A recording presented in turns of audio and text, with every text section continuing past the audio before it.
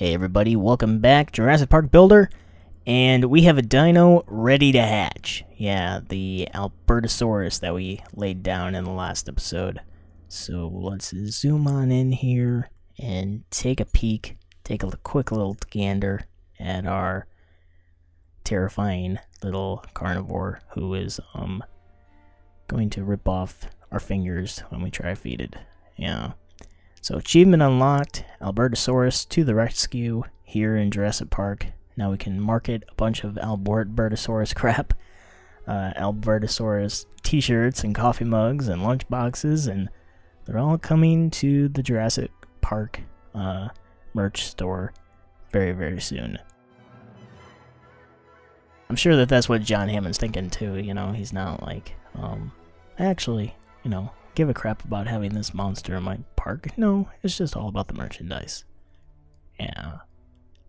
So, fun facts about Albertosaurus, just very quickly, as we get our code red underway. Albertosaurus, he comes from Alberta, Canada. That's why he has that name. He wasn't just discovered by some guy named Alberto, you know, some Italian that flew in for the weekend and found a bone. No. He is from Alberta, Canada, and it's actually a fun fact that he was discovered along with 11 other identical skeletons. So that shows what? It shows that Albertosaurus was a pack hunter. Yeah. So the more you know, right? Yeah, there you go. Actually, Albertosaurus, though, you know, it's a weird thing, because he's been discovered all across North America, including as far north as Alaska and as far south as Texas. So he got around, you know? As he's getting around in his pen there. Did you see him waddling? Man, he's a cutie. Well, they're all cute when they're young, you know? And they grow up to want to bite your head off. That's awful.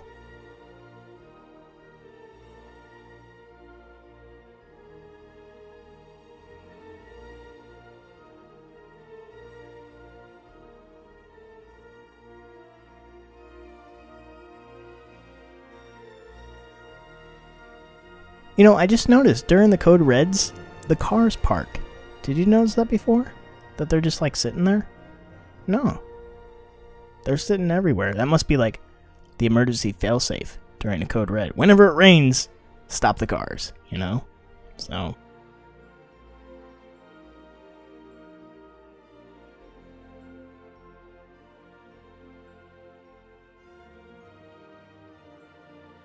a little time has passed since our last code red. We're going to put down an iguanodon. I don't know if, you know, I say it time and time again, I don't know if that is the correct pronunciation or not. But I think it is. So we will go with that. And if you don't know, iguanodon is one of the first dinosaurs. Not the first, one of the first dinosaurs that helped shape the early Dinosauria field in the early 1800s. So he is quite important in the overall perspective of our understanding of dinosaurs today.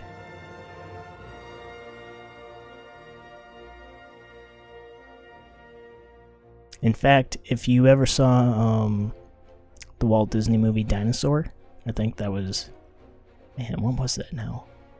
Like 13 years ago? Well, that's him. That's Iguanodon. That's in that movie.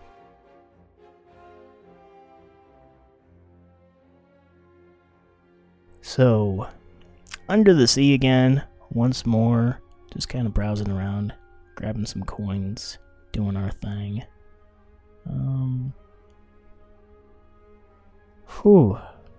Not really a whole lot going on under the sea today. Yeah, just a little boring. Activate our harbors.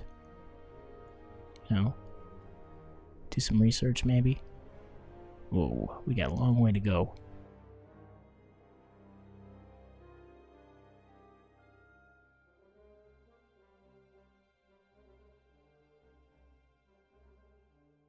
kind of wonder how many dinos we have left to unlock here. You know, like I haven't been keeping track as far as how many we've done so far, and I have no idea how many are left because I really haven't done any extensive research to that effect. I mean, I know that there are tons and tons of species of dinosaurs, but whether or not they're all in this game, that's what we're trying to find out. We're trying to find out how many are here and do it both on land and sea.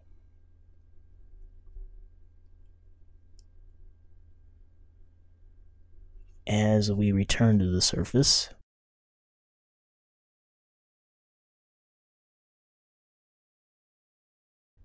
looks like everything's okay here. And what the heck? Is it just me or are these guys getting down?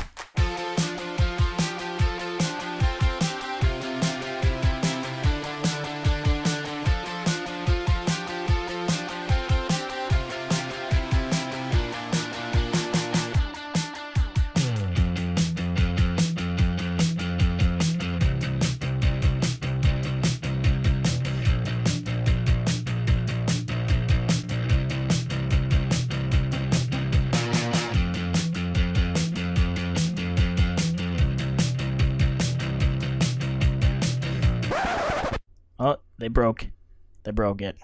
Dang. That was fun while it lasted. But, well, at least the two are still doing it. The two are still dancing together. So, but our boy in blue just went rogue there and decided to break out of that funk. Too bad. That was fun. But these two are really still into it. Like, they're really committed to this bit. Just going around doing their thing. Let's give them their moment to shine.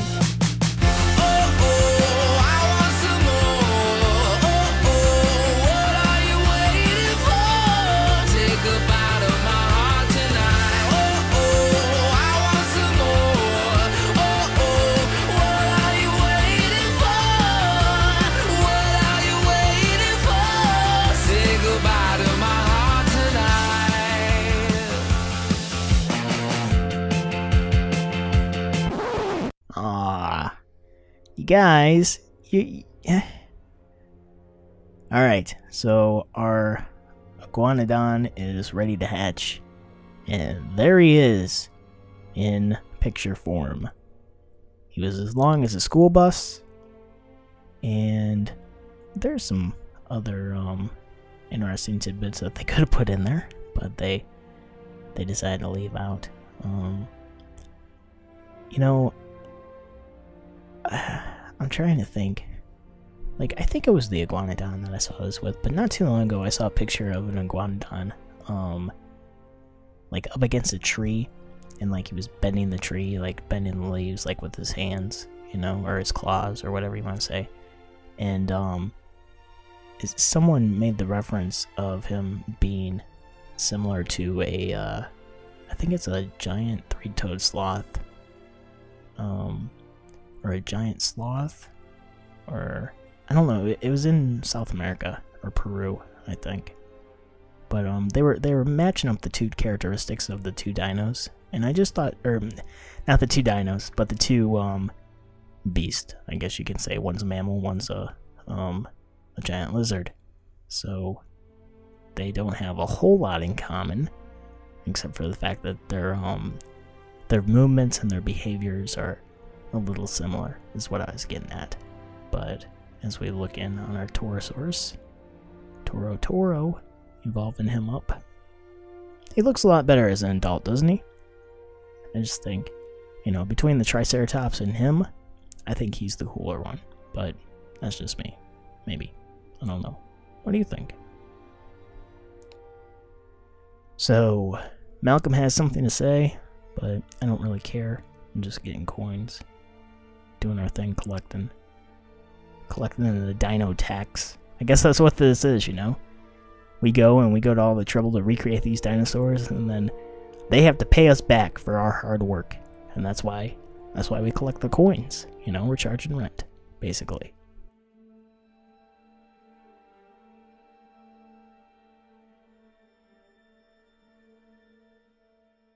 So Malcolm wants us to expand the park, which we already did, and we just completed that mission, you know. These missions are getting to be pushovers, really, pretty much. With the exception of, like, the ones where you have to buy, like, ridiculous stuff, like roller coasters and theme parks. Jeez. Yeah, Ferris wheel. What kind of scientist are you, you know? Oh, you know what? Your next task is to buy a Ferris wheel. Excuse me? Can you run that past me again? Buy a Ferris wheel. Yeah, I thought that's what you said, bozo. You know, probably doesn't even have a degree, really. He's just like some theme park wannabe bozo. He didn't even probably do any of the dinos. Probably just, like, schlepped it off onto some college students or something, you know? Had them do it for credit. I bet you, I swear, I bet you he did. I bet you he did. Henry, man, why are you such a punk? Who are you playing? You know?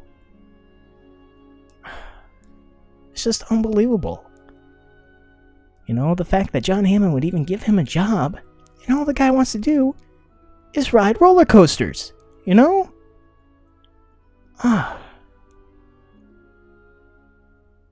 It just boggles the mind, doesn't it? Jeez. Cheese and rice, man. Cheese and rice.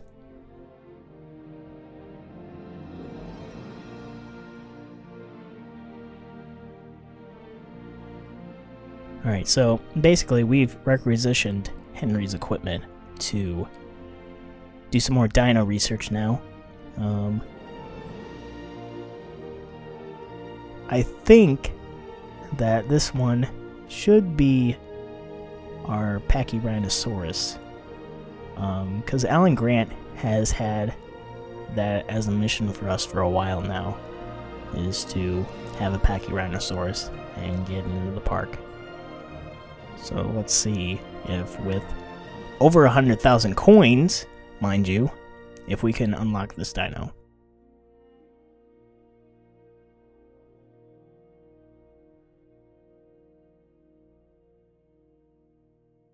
It's the moment of truth. One more to go. Can we do it? And it's not looking promising. Oh my god. Finally, Pachyrhinosaurus. There you go, everybody. Pachyrhinosaurus. And well, there he is. So after several hours and lots of work, we are ready to put down our Pachyrhinosaurus. So let's find a nice place for him as we grab some coins really quick. It's been about a little over 48 hours, I would say, since we researched, I should be saying, our Pachyrhinosaurus. I don't think any of the dinos can really be unleashed, even though they are limited to a pretty square tile to roam about. Yeah, so let's go ahead and put this fella down and get him on into the park. Now, what do you want to bet? How long do you think it's going to take for this dino to, you know, get going? I'm going to say, like, maybe 36 hours or something. Place your bets. Let's check it. 42! Oh, man, I was close. I was close. But 42, dang. And we can speed it up for $43. Who wants to speed it up, right? I mean, when you could just wait 42 hours. Why wouldn't you just wait?